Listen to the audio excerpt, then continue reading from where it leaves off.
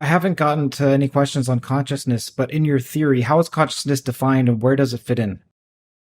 Every quantum of the universe is conscious because it's a syntactor.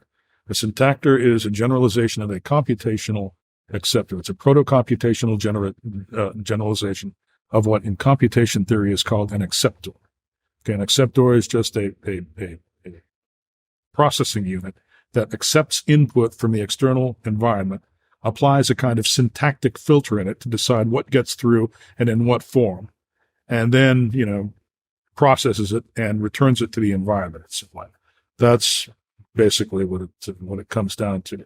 And if you take a look at the structure of the syntactor, because it's performing that recognition function, okay, it has to be conscious. Every quantum of the universe is conscious, okay, but it's a generic form of consciousness that it inherits from the global operator descriptor, right? We have a more complex form of consciousness because we have more inherent complexity in our terminal embodiments and more self-modeling capacity because of that. We have a very complex brain that encodes all of our memories and thoughts and everything else and allows us to separate and resolve them. Okay, so that's how it is. Dav also wants to know, have you heard of the work of Jonathan Mize, in particular Tractatus Logico Syndiphonicus, which proposes an exploration of CTMU in the manner of Wittgenstein's? Well, I've never met Jonathan, but I know who he is, and I know he's done some writing on the CTMU. He's an intelligent fellow, and he's actually written a book or two. And as far as I know, he's still a member of our groups, but it's like I said, I've never met him. We've had a few conferences. I would have liked Jonathan to come to a couple of them, but he did send me a copy of his book. Dav, again, has another question. Okay, would you be willing to have a discussion with Kurt, so theories of everything with Kurt, with personalities like Bernardo Kastrup, Thomas Campbell, or Eric Weinstein? Yeah, I'm open to whatever you might have in mind, but there are a couple of people that are probably on your list of interviewees with whom I have had, peripheral reactions or interactions in the past. And some of these people have, I think, as I recall, Bernardo Kastrup was pretty darn persnickety. I think he was on one of Jack Sarfati's lists. And there was a kind of an antagonism going on there. And I made a couple of comments and got a couple of what I regarded as pretty persnickety responses out of Bernardo. And I remember being slightly rubbed the wrong way by it. But, that's water under the bridge. So, sure, I participated in a discussion that Bernardo was in. Yeah, didn't he start writing for Scientific American or something? That atheistic rag? I don't know. But I do know that he's a sweetheart. And I think if he was picking a fight with you, then I think you may be thinking of the wrong person. I don't think No, I'm not. No, I'm not. Okay, I'll look for a copy of the email if you want to see it. But anyway, when I say persnickety, I'm not saying that he was insulting or that he was especially nasty. I'm just saying that he was a little bit disagreeable. That's all. I see. Oh, well, that's what you want in an adversary. But I think it's because he had become embroiled in some kind of argument with Jack or somebody else in the distribution. So Stephen Nikolic asks, I've taken the view that information and logical rule set are the only necessary ontological components and operate equally regardless of substrate, that is, whether it's material or consciousness. Essentially, idealism/materialism is a false dichotomy. Okay, that's not a question. Read the first part of that comment. I've taken the view that information and logical rule set are the only necessary information and logical components. What? Rule set. Oh, logical rule set. Okay, so I've taken the view that information and logical rule set are the only necessary ontological components, and they operate equally regardless of the substrate. So whether it's consciousness or material, information and logical rule set are primary. So then he's saying essentially that idealism/materialism is a false dichotomy. So what are your thoughts on that? It's not a question. I just want to hear what occurs to you. Well, it is a false dichotomy in the sense that all of those things are coupled, information and logic. There is no information without a logical rule set. Language is the medium of information, and language has syntax, And that's a logical rule set, especially where your language includes the language of logic itself. So those two things are very closely coupled. You can't separate them dualistically and put one on one side, one on the other, and say we've got a complete dichotomy here. In that sense, he's right about there being a false dichotomy. As far as reducing all of reality to just information and logical rule set, that omits a lot of structure that probably deserves mention, but it could just be that he didn't have the time to write it all down. What would be an example of a structure that's not captured in information or logical rule set? Well, you've got all kinds of... Read the CTMU page. There are many, many pages of structure that are missing from that characterization. But one thing that can be said for it is that information mappings are also captured in these little quanta, these state transition events of syntactors, of syntactic operators and telec operators. It can all be captured.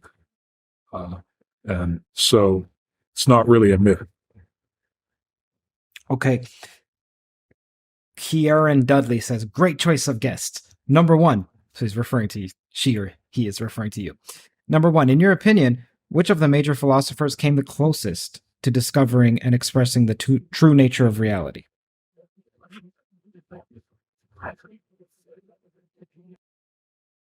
Came the closest? Okay. Well, there were a number of very, very good ones.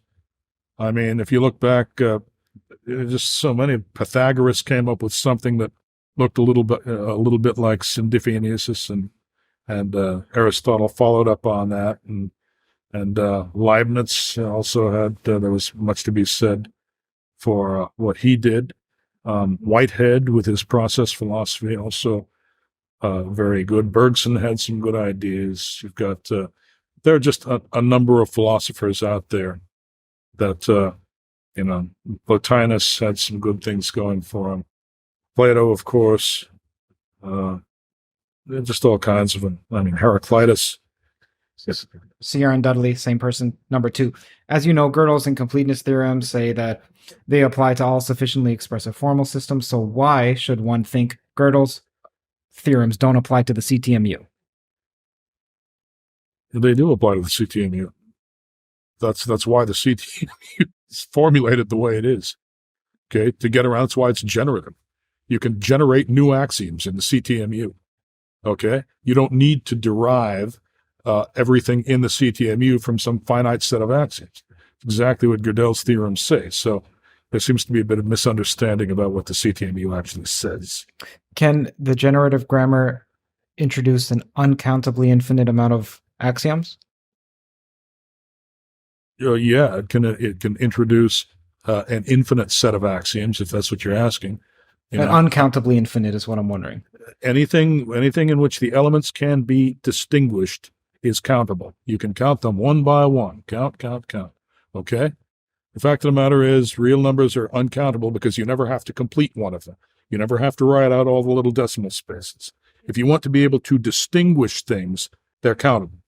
Okay, just like, counting, peanuts. Okay, 1, 2, 3, 4, 5. All right, that's the respect in which the countable, uncountable distinction is actually mathematically valid. And if you've got separate axioms that are distinguishable, obviously they are countable. And if you have an infinite, potentially infinite or unlimited number of them, then they are countably infinite. Timothy O'Brien asks, please ask him how Leibniz's monadology relates to the CTMU. Well, monads are, it's an old Greek concept that goes back quite a ways. And Leibniz, he had a good, there's actually some logical complexity to Leibniz's monadology that, I could actually write a paper about it. But let's just put it this way. Well, it's excellent philosophy. I'm actually, Leibniz is one of the philosophers for which I have the most respect. Let's just say that. Ike Fredank says, Kurt, this may be a useful question. What role do the requirements of the existence of difference relations play in the metaformal reasoning of the CTMU? The metaphysical requirements of difference relations, did you say? Yep. Okay, he has a bracket which says Well, that would be syndifionesis, would be the metaphysical requirement of the difference relationship. That would be that the difference relationship be defined within a syndifionic relation. Okay, which means that you need, basically the CTMU to make sense of it. Stephen Ollis has a great question that's more general. Are there any arenas where Chris feels dumb or average? It all depends on it. Sometimes I roll out of bed feeling pretty stupid about nearly everything. My mind is not always, functioning at peak efficiency. So there are times when I feel pretty much incompetent no matter what I do, but there are times when all the mirrors are, cocked at the right angles and all the lights are on. Then I sometimes feel as though I can pretty much handle anything. So it just varies with the time of day, I guess you'd have to say. If you enjoyed that clip, then the full podcast is out right now. You can click around here. Enjoy. Subscribe to Theories of Everything to get notified of upcoming podcasts, as there are new full-length podcasts every week on the topics of mathematics, physics, consciousness, free will, and AI.